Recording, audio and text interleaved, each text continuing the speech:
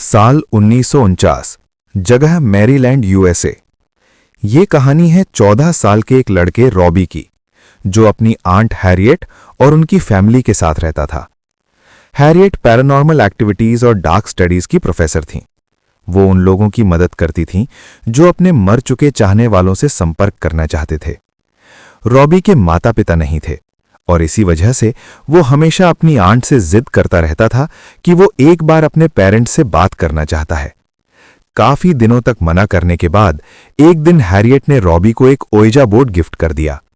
कहा जाता है कि ओइजा बोर्ड की मदद से दूसरी दुनिया की आत्माओं को बुलाया जा सकता है। शुरुआत में रॉबी इसे सिर्फ एक खेल समझकर इस्तेमाल करता था। वो रोज उस बोर्ड के साथ बैठकर अपने माता पिता को बुलाने की कोशिश करता रहता था, लेकिन धीरे धीरे रॉबी का व्यवहार बदलने लगा। वो चिड़चिड़ा और गुस्सैल हो गया था। और फिर कुछ ही दिनों बाद एक ऐसी घटना हुई जिसने सब कुछ बदल दिया। रॉबी की आंट हैरियट की अचानक मौत हो गई। अब रॉबी और भी ज्यादा उस ओइजा बोर्ड में डूब गया था। वो अपनी आंट से बहुत प्यार करता था और किसी भी कीमत पर उन्हें वापस बुलाना चाहता था। धीरे धीरे रॉबी की हालत अजीब होने लगी। उसे घर की दीवारों से खड़खड़ाहट की आवाजें आना लगीं। कभी उसे लगता जैसे उसकी आंट उसे बुला रही हैं, कभी किसी औरत के रोने की आवाज और कभी उसी औरत की जोर जोर से हंसी सुनाई देती। घर के बाकी लोग ये सब नोटिस कर रहे थे। उन्होंने देखा कि रॉबी अब बहुत गुस्सैल हो गया है। एक दिन घर के बुजुर्ग ने देखा कि रॉबी के पूरे शरीर पर खरोंच के निशान बने हुए हैं। सब लोग घबराए हुए थे, लेकिन एक शाम कुछ ऐसा हुआ जिसने इस डर को खौफ में बदल दिया। उस शाम घर में रॉबी के अलावा कोई नहीं था। वो अपने कमरे में बैठा ओइजा बोर्ड से अपनी आंट को बुलाने की कोशिश कर रहा था। कुछ देर तक सब शांत रहा, लेकिन अचानक घर के दरवाजे और खिड़कियां जोर जोर से बजने लगीं।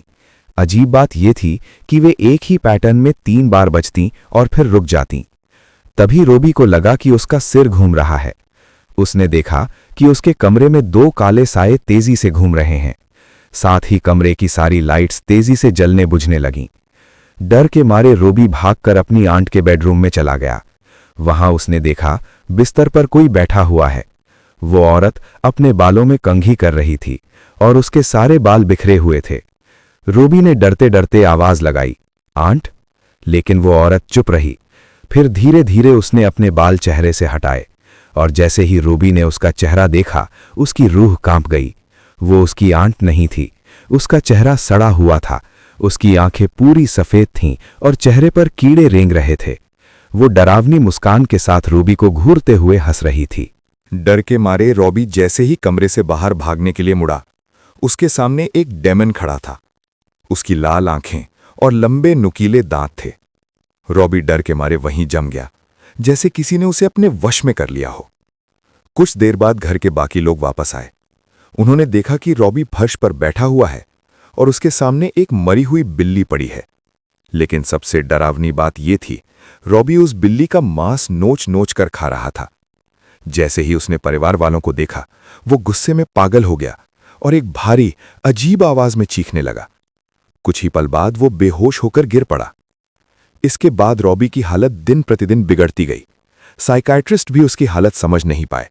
आखिरकार परिवार ने 2 प्रीस्ट को बुलाया, लेकिन जैसे ही वे घर के अंदर आए, रॉबी पागलों की तरह चिल्लाने लगा। उसे बेड से बांध दिया गया।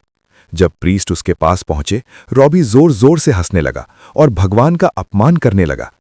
तभी एक प्रीस्ट ने उस पर होली वाटर छिड़का और उसी पल रॉबी की आंखें पूरी सफेद हो गईं। कमरे का फर्नीचर खुद ब खुद हिलने लगा। प्रीस्ट ने प्रार्थना शुरू की और रॉबी दर्द से चीखने लगा। फिर अचानक एक भयानक चीख के साथ वो बेहोश हो गया। लेकिन ये सब अभी खत्म नहीं हुआ था। कुछ दिनों बाद रॉबी के कपड़े अपने आप फटने लगे और उसके शरीर पर खून से अजीब निशान बनने लगे। उसकी छाती पर एक बड़ा एक्स का निशान बन गया। प्रीस्ट ने बताया, लैटिन भाषा में एक्स का मतलब 10 होता है, यानी रॉबी के शरीर पर एक नहीं 10 डिमोनिक आत्माओं का कब्जा था। अगले दिन जब प्रीस्ट आखिरी एग्जॉर्सिज्म करने उसके कमरे में गए, तो रॉबी अपने बेड पर नहीं था। जब उन्होंने पीछे मुड़कर देखा, रॉबी छत से चिपका हुआ था और एक भारी आवाज में लैटिन भाषा में कुछ बोल रहा था। ये देखकर प्रीस्ट ने तुरंत एग्जॉर्सिज्म शुरू किया। कुछ देर बाद रॉबी नीचे गिर पड़ा और उसकी बॉडी दर्द से तड़पने लगी।